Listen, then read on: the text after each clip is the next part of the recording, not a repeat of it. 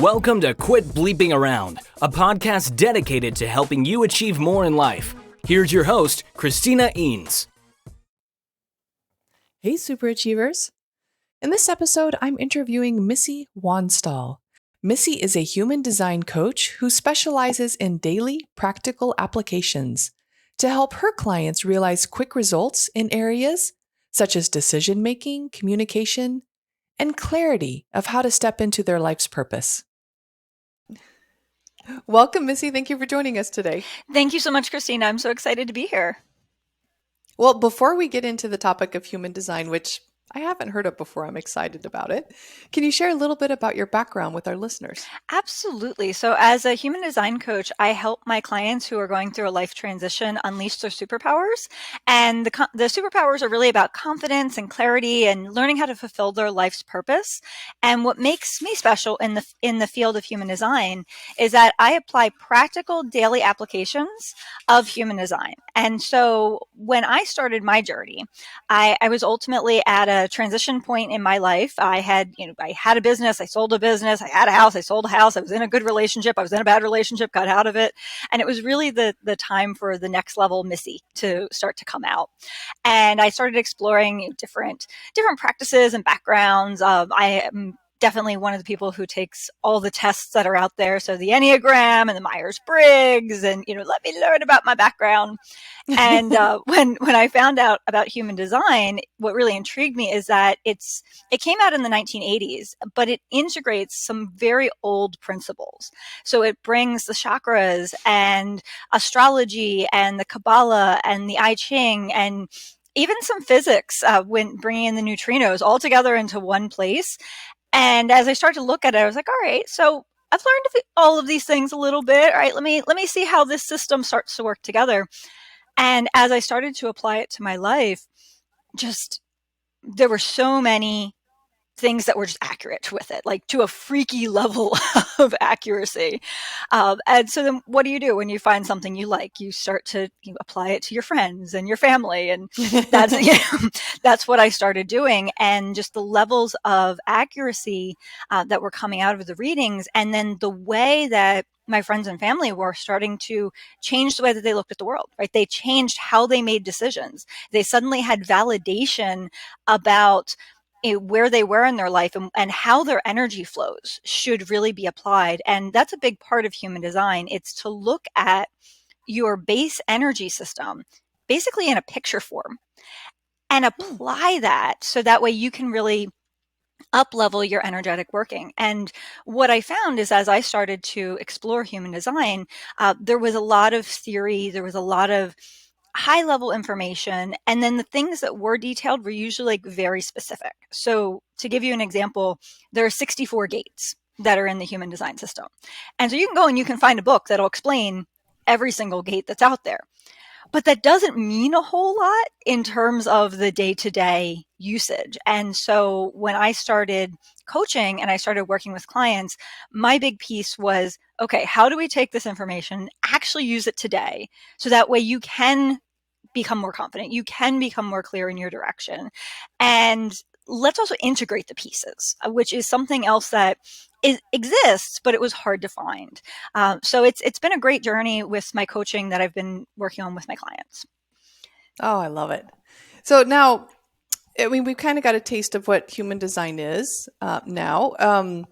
I know you mentioned 64 gates. Mm-hmm. Can you share a little bit more? What is that? Absolutely. So when you look at those different systems, so the I Ching is one of the systems that I mentioned, and that's a very, very old Chinese system that essentially looks at different elements, so like earth and air and wind, and there are 64 hexagrams in that system, essentially meaning there are 6 sets of lines in all of the hexagrams, and they bring in the yin and yang concept, so the masculine and feminine variety.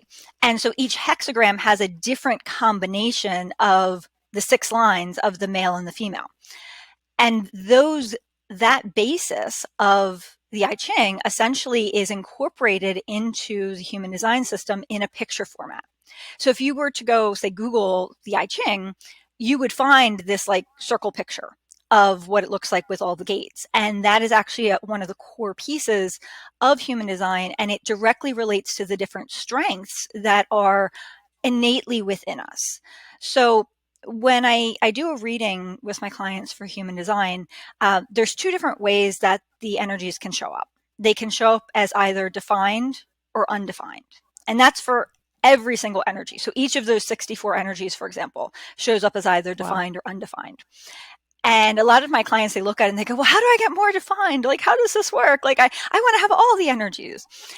And really, we do have all of the energies, but they express themselves in different ways. So for example, if an energy is defined, so for anyone who's gone to, say, mybodygraph.com, which is a free place that you can go get your human design chart if you're interested in getting that, when you take a look at it, anything that's colored in that chart is going to be defined. And that means it's a consistent energy that shows up in your life all the time. So I focus on those consistent energies first, because those are the things that, for me, for example, I have a gate of patterns. Habits are really, really good for me. So finding those places where I can find habits that support my life, my overall energy is supported more. If it's undefined, meaning it's white in the chart, you still technically have that energy, but it's in relationship to other people. So when it's white, it's an amplified energy that's there. This essentially you become a mirror. So another example of a gate is like a starting energy gate. So if I had the starting energy and I was working with somebody who did not have the starting energy, they would be able to essentially start projects easier when they're with me, because our energies are going to relate to each other. So it's not that like the undefined means you never have that energy. It's just helpful to have the relationships to other people. Or as the planets change, since there's a lot of astrology, you can actually tap into extra energies at different times of the year. Like that's why we feel different at some times of the year. So I don't know, Christina, have you ever heard of like Mercury retrograde or anything like that? Yes. Okay. So that kind of information, I mentioned that astrology is also part of the human design. So what's really fascinating about it is I can go into that level of the chart and say, this is why I'm having trouble communicating right now. This is why I'm suddenly able to come up with a whole bunch of creative ideas. And I can actually predict when things are going to be better for my energy flows to do certain activities. Because as the planets change, they also trigger different energies to come into us. Oh, I love this concept of energies. My secret to super productivity is about essentially harnessing your energy instead of your time, right? So you can be more productive. So can you share a little bit more about energies? What else do we need to know? Absolutely. So for energy, it really is about the integrated flow. So each person's design is very unique to them. And so if I go back to, say, the chakra component that's in the chart, let's think about there are 5 different types of people in the human design system. So you have generators, manifesting generators, projectors, manifestors, and reflectors. Those are your 5 types. And the way that their types are actually determined is based on their centers. So if you take your human design chart, those are going to be the little shapes that are in there. And the combination of which of those shapes are defined or undefined is going to determine what type they are. So in terms of the energies, we want to find the best path for you. So for example, I'm a manifesting generator. I do all the things. I tend to do 7 different things at one time, and that's actually right for me. However, there are people who are projectors. Actually, I tend to attract a lot of projectors into my life. I seem to have, I hold the right space for projectors. And projectors are oftentimes very frustrated because they are brought up in usually a do kind of society. And when we look at the statistics on it, generators and manifesting generators make up about 70% of the population. And again, they're the doers. They're the people who are constantly acting. Projectors are the people who hold the answers. They have so much wisdom in them, but yet they are expected almost to be constantly acting. And when you look at which centers are activated in a projector, we can recognize that, oh, okay, they're going to burn out faster if they do that same do. So instead, with a projector, their strategy is to wait for the invitation. So they're looking for those opportunities, basically, for people to ask for their assistance. And initially, that tends to frustrate projectors because they're like, oh, so I have to wait for people to ask me things, to do stuff. There are ways that projectors can still use their energy to create an environment for the invitation. So projectors can they can set it up where, let's say, for example, they're marketing something. They can put a poll up and say, hey, I'd like to do a workshop next week. Would anybody like to learn about this? That is an invitation then. When somebody says, yeah, I want to learn about this topic, a projector can still take that and take that invitation to move forward with it. So with our energies, it's starting to recognize how we need to be interacting with other people in our space. So using our human design strategy, so responding in the case of a manifesting generator, waiting for the invitation in the case of a projector, that helps us start to interact with our world in a way where we don't meet resistance. Yeah. So that's an overall big piece with the types. Yeah. So learning to essentially live more in the flow. Exactly. And everything else just falls into place. Exactly. Yeah. So it was mybodychart.com? Mybodygraph.com.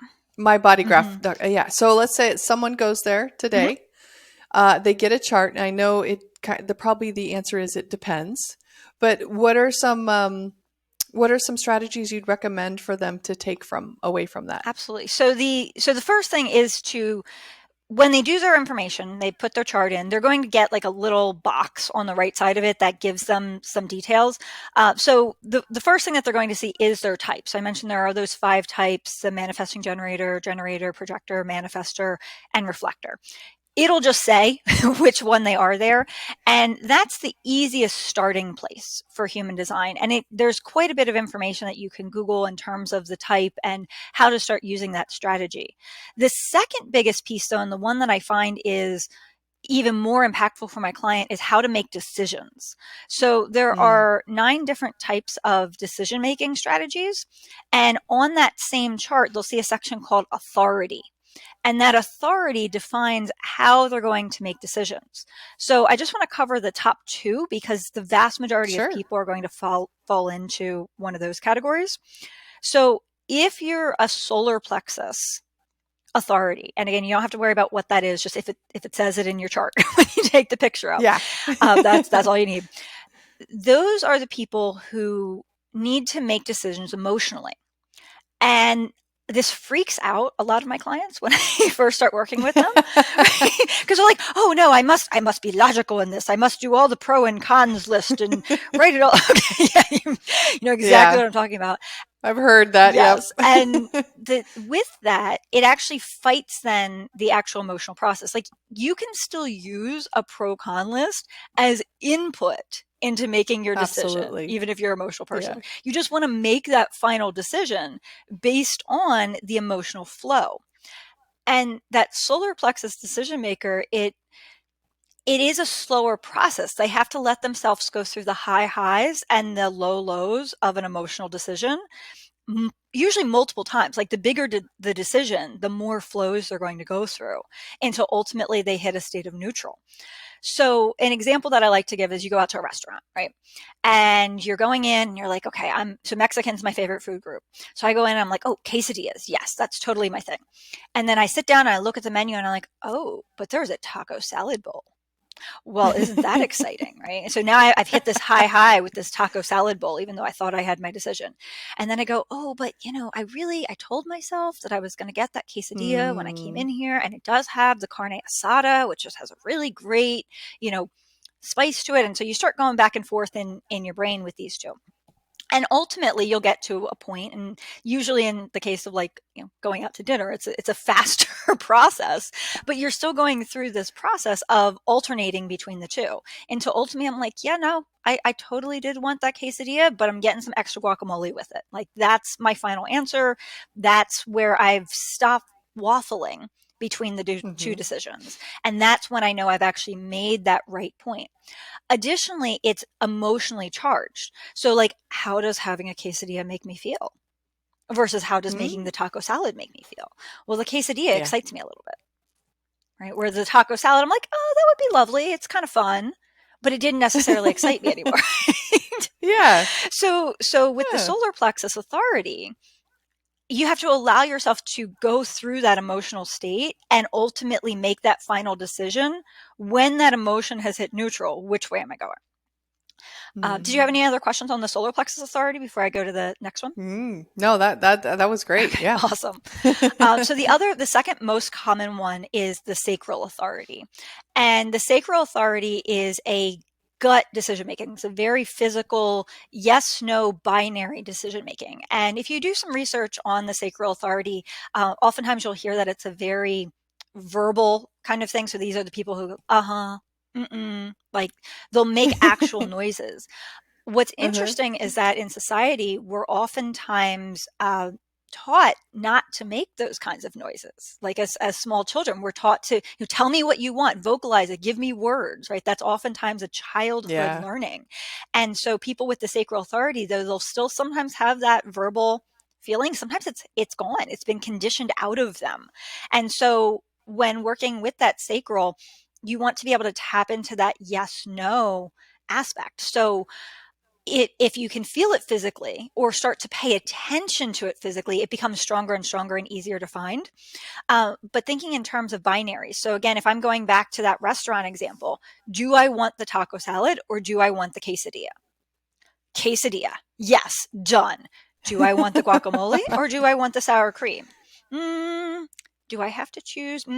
So notice that in this case, I asked a yes, no. And I'm pausing. I'm like, ooh, that means that that's not the right question for the sacral. Instead, I need to go deeper in that question. So even though it was binary, I didn't have a clear answer.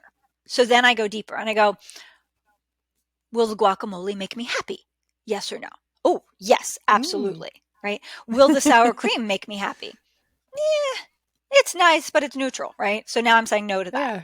So when we have these questions with the sacral, I find a lot of times people are listening for that yes or no answer, but they might make their question too big and then they start waffling and they start going, oh, well, it could be this, it could be that. This applies to careers as well. So I had a woman who I worked with who was like thinking of switching jobs. Obviously a much bigger decision than do I have the quesadilla, but it's something that can still be applied the same way.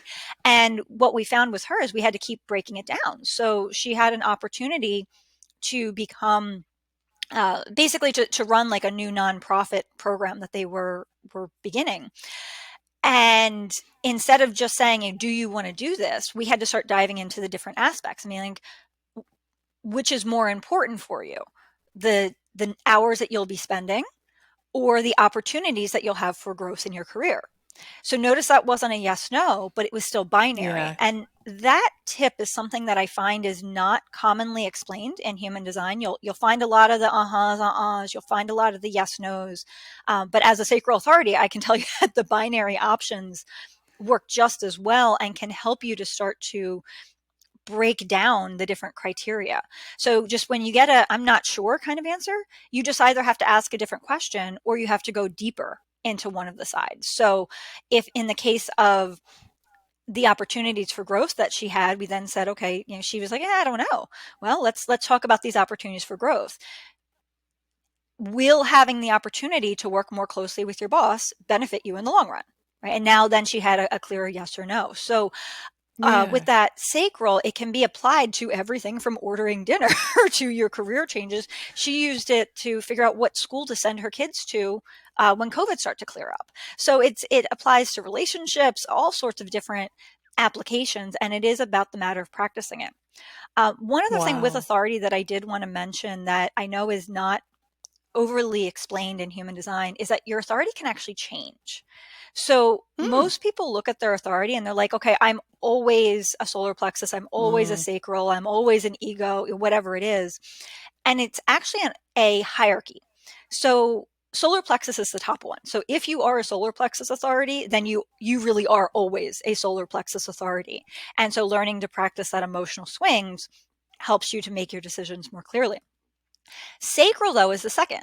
So there are times when those planets are changing, or when I'm in contact with other people who trigger my energy for that solar Mm-hmm. plexus.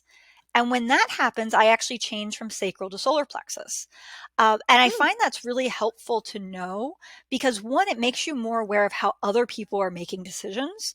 And it also makes you aware of how you can change. So Yeah. I'm normally a very fast decision maker. But when my solar plexus gets activated, I have to slow down. And it was so frustrating to me when that first started happening until I realized why. I started going back in my chart and going, oh yeah, okay, on this day at 5 p.m., that is when I started feeling off a little bit. Oh, look at that. That's when my solar plexus activated. All right. So it just gives us a better understanding of not only what our base energy is, but how our energy can really change and how we can interact and respect other people's energies as well. Yeah. Wow. So I'm hearing two very important skills here too. It's awareness of your energy, right, and where it is at any given moment, as well as the ability to ask good questions and switch them up based on the feedback from your energy. Absolutely. And the questions are more so with the sacral. With the Yeah. solar plexus, it's really tapping into those. How am I feeling? How does this decision make me feel? Which is still certainly a question. It's just one that if we don't really focus on that feeling, it can be very easy to forget from the solar plexus side. Yeah, huge. Wow, I feel like we could talk about this for a lot longer. And Now, this is just hitting the surface of scratching the things, right? surface. Like Yeah, you just would ask, merely scratching. right? You would ask, like, what could they learn right away? Well, there's again quite a bit on type. There's quite a bit on authority that can be found, Yeah. but that information about the gates, going into the transits, there's a whole section on profiles that we haven't touched on. Those are all things Whew. that I go into much more in depth when I work with my clients directly. Cool. Well, we'll include the and again, I'm going to mess it up again. The My Body chart graph. mybodygraph.com. Yes, mybodygraph.com. We'll include that in the show notes. And then can you share a little bit about your products and or services if the listeners want to contact you? Absolutely. So they can find my current offers at missyinc.com. So that's MISSYINC.com. They can also follow me on Instagram at I'm a Missy. So that's IM_A_Missy. Those are the two best ways to find out what's going on currently. I am doing some one-on-one coaching. So I've gone through basically a 6-session program with my clients. And during that, we're able to really focus in on the specific areas that they want to work on, whether that's relationships, careers. Usually find my clients like switch up about halfway through. They're like, okay, we've hit this point and now I see how this applies to the rest of my life. So let's do another piece. And I also have a group program called Unleash Your Superpowers. And in that program, we go through a guided structure of how to actually break down each of the deeper pieces of human design in that practical way. And then, of course, there are the group calls and ability to communicate with me directly. And then one-on-one coaching can also be added to that. So depending on what the actual goal is, one option might be better than another. And I just encourage anyone who has questions to reach out to me on Instagram or through my website. Awesome. Oh, thank you. Okay, your final piece of advice for our listeners. So, Christina, I think you actually kind of stole it from me a little bit in terms of the summary steps. But with your human design, first of all, I encourage you that if you've never heard of human design before, to immediately go to mybodygraph.com, get your chart. The second thing, and I think the even bigger one, is I find that so many people go into human design and they stop at that strategy type and authority level.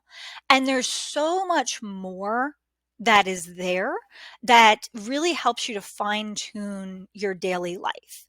I find that a lot of the information out there is very high level and it's difficult to understand how to apply it. So go deeper, but look for help on how to do it, because there's so much that it's easy to go into a rabbit hole and try to learn everything, and then nothing happens. So this is all about action. This is all about implementing that energy every day in the best way that's going to support you. And that does require you to go deeper than some of the basic information that's there. Aw, I love it. Oh, thank you so much for joining us today, Missy. I really appreciate it. Thank you so much for having me, Christina. If you'd like to learn more about Missy, visit missyinc.com. Interested in expanding your employee development program? Visit ChristinaEanes.com to look at the many workshops Christina has available for you.